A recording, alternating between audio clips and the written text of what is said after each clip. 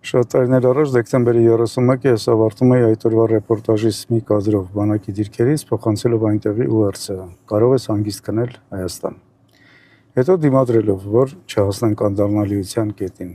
Ես լավ եմ հասկանում, որ մեր հանրության 5-7%-ն է ապրում Արցախով ու պատմական արդարության տեսլականով, ոնց որ 90-ականների գոյամարտի ժամանակ է եղել։ Իրականում այդ մի քանի տոկոսն էլ շոշափելի թիվ է օրակարգեր ձևավորելու եւ առաջ մղելու ունակ պրոֆեսիոնալ առաջնորդության պարագայում։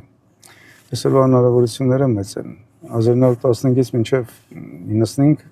մենք առանց ինտերնետի ենք էլի գրելու փոխանցել այդ օրակարգերը։ Ուկրաինական բանակը չենք, որ մի օրով Starlink-ը անջատվի, կոլապսի ենթարկվենք։ Մեր կոլապսը մենք վերապրեցինք։ Ես բոլորիդ առողջություն եմ մաղթում։ Երկրորդ ու մնացած կետերով էլ բեկումնային 26 թիվ, սկսած այստեղից, որպեսզի Արցախն էլ չդառնա Արևմտյան Հայաստան ու Նախիջևան։